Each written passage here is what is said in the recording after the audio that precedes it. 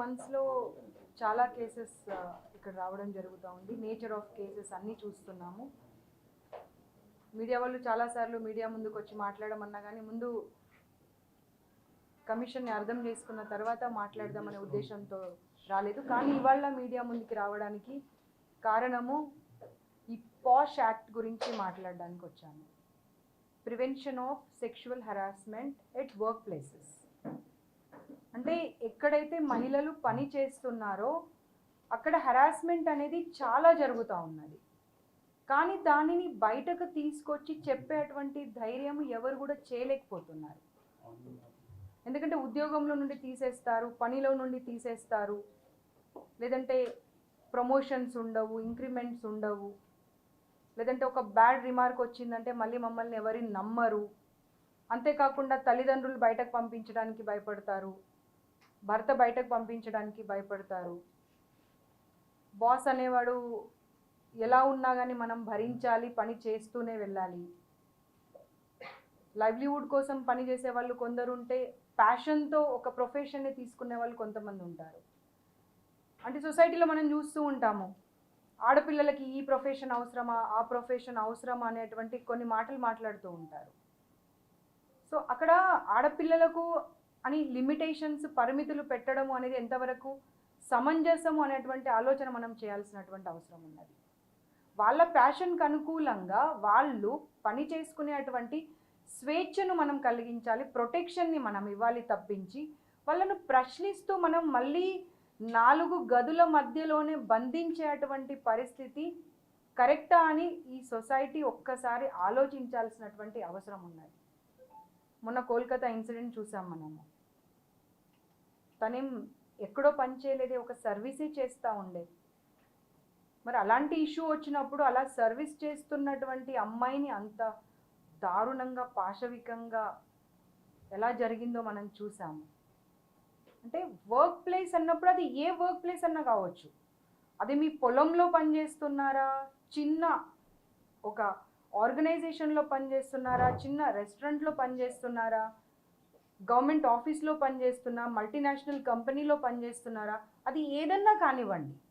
ఆ పాష్ యాక్ట్ అనేది 2013లో తీసుకొచ్చి వాళ్లకు ఒక సేఫ్టీ, సెక్యూరిటీ అని కల్పించడానికి తీసుకొచ్చారు. దానికంటూ 2 కమిటీస్ని పెట్టారు, ఇంటర్నల్ కమిటీ అని, లోకల్ కమిటీ అని. సో నేను ఛార్జ్ తీసుకోగానే ఇమ్మీడియట్గా కలెక్టర్స్ అందరికీ లెటర్స్ రాశాను. కంపల్సరీ పాష్ యాక్ట్ అనేది ఎగ్జిస్ట్ అవుతుంది అనేది ప్రతి ఒక్కరికి తెలియాల్సిన అవసరం ఉన్నది. సో మీరందరూ లోకల్ కమిటీస్ కానివ్వండి, ఇంటర్నల్ కమిటీస్ కానివ్వండి, కాన్స్టిట్యూట్ అయ్యాయా లేదా తెలుసుకొని నాకు ఇమ్మీడియట్గా రిపోర్ట్ చేయాలి అనేటువంటి ఒక లెటర్ పంపించడం జరిగింది. మళ్ళీ రిమైండర్ లెటర్ కూడా పంపించాము. గవర్నమెంట్ సీఎం గారు మహిళలకు రక్షణ అనేది తప్పకుండా తెలంగాణలో ఉండాలి అని ఒక ముఖ్య ఉద్దేశంతో ముందుకు వెళ్తున్నారు. సో అలాంటి తరుణంలో గవర్నమెంట్ ఎంత సీరియస్నెస్ ఉందో మనందరికీ, ప్రజలకు కూడా అంత సీరియస్నెస్ ఉన్నప్పుడే ఇది సాధ్యమవుతుంది అనేటువంటి విషయం మనందరం గమనించాలి. ఇవాళ అమ్మాయి పేరు కూడా చెప్పను, బట్ కొరియోగ్రాఫర్గా ఎదగాలని చెప్పి తన 16వ ఏట నుండే ఫిల్మ్ ఇండస్ట్రీలో పనిచేస్తూ ఉంటుంటే మాస్టర్ అనేటువంటి వ్యక్తి తనకు ఎలాగూ దాంట్లో హోల్డ్ ఉందని ఒక అమ్మాయిని ఒక 6 సంవత్సరాల నుండి ఇబ్బంది పెడుతుంటే, ఇంకా ముందేమో 16 సంవత్సరాలు చిన్నమ్మాయి, నేను బయటకు వచ్చి చెప్తే మళ్ళీ ఎక్కడ మా పేరెంట్స్ అసలు నీకు ఈ ప్యాషన్ వద్దు, అసలు ఈ ఇండస్ట్రీ వద్దు అని తీసుకెళ్ళిపోతారా, లేదంటే బంధువులు, తెలిసిన వాళ్ళు ఏ రకమైనటువంటి మాటలు అంటారు, అంటే నానా రకాల భయాలు ఉండే. అంత చిన్న అమ్మాయికి ఏం అర్థం అవుతుంది, ఏం చేయాలి అనేది.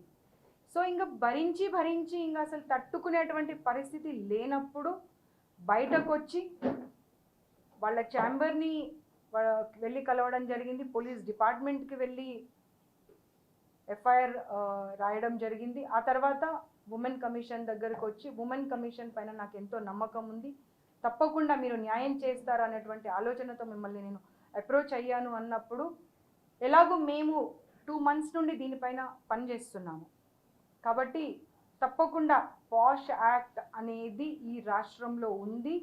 మహిళల పట్ల ఎవరు అసభ్యంగా ప్రవర్తించినా, ఇబ్బంది పెట్టినా తప్పకుండా కమిషన్ వాళ్లకు అండగా నిలబడుతుంది. వాళ్ళ నుండి మేమున్నాము అనే ఒక భరోసా, ఒక ధీమా ఇవ్వడానికి బయటకు రావడం జరిగింది. మహిళలు మీరు ఏ ప్రొఫెషన్లో ఉన్నా, ఏ ఆఫీస్లో పనిచేస్తున్నా, ఎక్కడ పనిచేస్తున్నా సరే, ఇక మీదట మీకు ఎవరు ఇబ్బంది పెట్టినా సరే, అయ్యో ఏమైపోతుంది చెప్తే బయటకు అనేటువంటి భయము జంకు లేకుండా ఎలాంటి ఇష్యూ ఉన్నా సరే తప్పకుండా మహిళా కమిషన్కి మీరు రావచ్చు.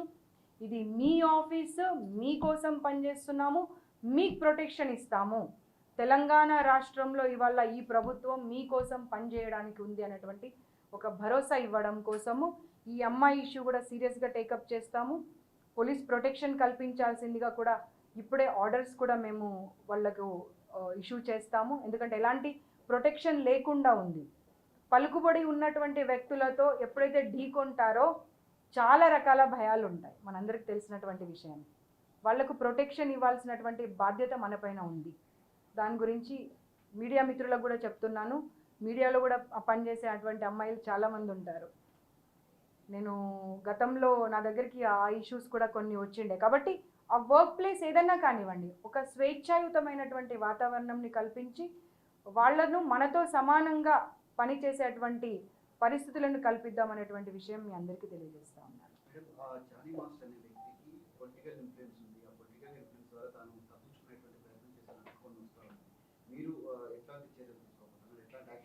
అదే చెప్తున్నా నేను, ఒక్క జానీ మాస్టరే కాదు, వర్క్ ప్లేసెస్లో హెరాస్మెంట్ అవుతున్న ప్రతి ఒక్కరికి పలుకుబడి ఉంటుంది.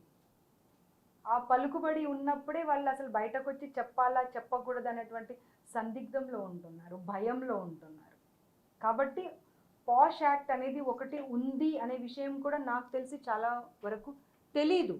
సో ఈ సందర్భంగా వాళ్ళకు తెలియపరిచి మీరు తప్పకుండా మీ డిస్ట్రిక్ట్లో ఉన్నటువంటి కలెక్టర్ గారిని కానివ్వండి, ఉమెన్ కమిషన్ని కానివ్వండి, పోలీస్ డిపార్ట్మెంట్ని కానివ్వండి అప్రోచ్ అవ్వాలి అనేటువంటి విషయం చెప్తూ, ఎంత పలుకుబడి ఉన్న వ్యక్తులైనా సరే న్యాయం ముందు ఓడిపోవాల్సిందే అనేటి విషయాన్ని కూడా తెలియజేస్తాం. సినీ ఇండస్ట్రీలో ఇలాంటి ఇష్యూస్ చాలా జరుగుతున్నాయి. గతంలో మీ దృష్టికి ఇటీవల కాలంలో మీరు చార్జ్ తీసుకున్నాక 2-3 ఇష్యూస్ వచ్చాయి. సినీ ఇండస్ట్రీ తరఫున మీ తరఫున సినీ ఇండస్ట్రీకి ఏమైనా అప్పీల్ చేస్తున్నారా? ఏమైనా? తప్పకుండా. ఇప్పుడు వాళ్ళు గతంలో ఒక ఇన్సిడెంట్ జరిగినప్పుడు ఒక monitoring high level monitoring committee ఏర్పాటు చేయాలని చెప్పి అడగడం జరిగింది. దాని గురించి కూడా కంప్లీట్ స్టడీ చేశాను. ముఖ్యమంత్రి గారి దగ్గరికి వెళ్ళి తప్పకుండా ఇనిషియేటివ్ తీసుకొని అలాంటి కమిటీ కనుక ఏర్పడితే ఫిల్మ్ ఇండస్ట్రీలో భయము జంకు లేకుండా రాగలరు. లేదంటే ప్యాషన్ ఉన్నా కానీ ఆ ప్రొఫెషన్కి దూరం అయ్యేటువంటి పరిస్థితి వస్తుంది. కాబట్టి దాని దిశగా కూడా మేము పనిచేస్తాం. అవునవును, లావణ్య అనే అమ్మాయి, ప్రీతి అనే అమ్మాయి ఇద్దరు మా దగ్గరకు వచ్చారు. మేము దాంట్లో ఉన్నటువంటి ప్రతి ఇష్యూని చదివి ఎక్కడ అడ్రస్ చేయాలో అక్కడ మేము అడ్రస్ చేయడం జరిగింది. ఏ ఇష్యూ కూడా కమిషన్ దృష్టికి వస్తే పక్కన పెట్టేటువంటి పరిస్థితి లేదు. మార్నింగ్ 9-9:30 వరకు నైట్ ఇక్కడ పనిచేస్తున్నాం మేము. సో రాష్ట్రంలో ఉన్న మహిళలందరికీ మళ్ళీ ఒకసారి చెప్తున్నాను, ఈ ప్రభుత్వం మీకోసం ఉంది, ఈ కమిషన్ మీకోసం ఉంది. నిర్భయంగా జంకు లేకుండా మీరు అప్రోచ్ కావచ్చు. Thank you. ఇప్పుడు అతనికి ఏమైనా నోటీస్ ఇష్యూ చేస్తారా మేడం? అది నేను కంప్లీట్ విషయం మీరే చూశారు. ఒక 3 గంటలు పట్టింది ఆ అమ్మాయి 6 సంవత్సరాల బాధ అంతా వినడానికి, ఒక 3 గంటలు పట్టింది. సో తప్పకుండా దాంట్లో ఉన్నటువంటి విషయాలన్నింటినీ పరిగణలోకి తీసుకొని లీగల్ ఒపీనియన్ తీసుకొని ఆ తర్వాత ముందుకు ఎలా వెళ్ళాలి అనేది, ఎందుకంటే ఏకాఏకిన ఊరికే చెప్పడం కాదు. 4 days అవుతుంది కేసు నమోదై, ఇప్పటివరకు అతన్ని పోలీసుల వరకు అయితే పట్టుకోలేదు.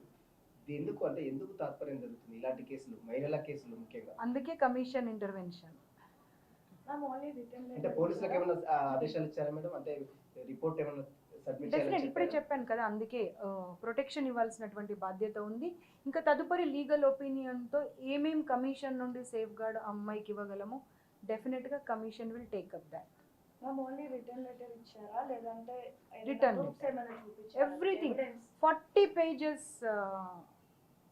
తన రిటర్న్, అంటే తన బాధ అంతా 6 సంవత్సరాలలో ఏ రకంగా హరాస్మెంట్ చేశారో ఒక 40 pages కంపైలేషన్ ఇచ్చింది మాకు. Is there evidence also? So many evidences we got.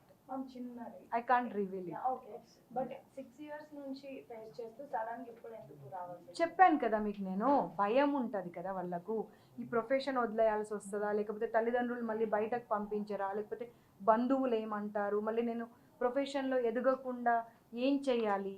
16 years అమ్మాయికి, చిన్న అమ్మాయి, ఏం తెలుసండి. వన్ మోర్ లాస్ట్ క్వశ్చన్, వాళ్ళ వైఫ్ కూడా ఇన్వాల్వ్మెంట్ ఉంది అని చెప్తున్నారు, మరి తన పైన ఏమైనా నోటీస్ ఇవ్వడం, యాక్షన్? అందుకే చెప్తున్నాను కదా, will take legal opinion and then we will proceed.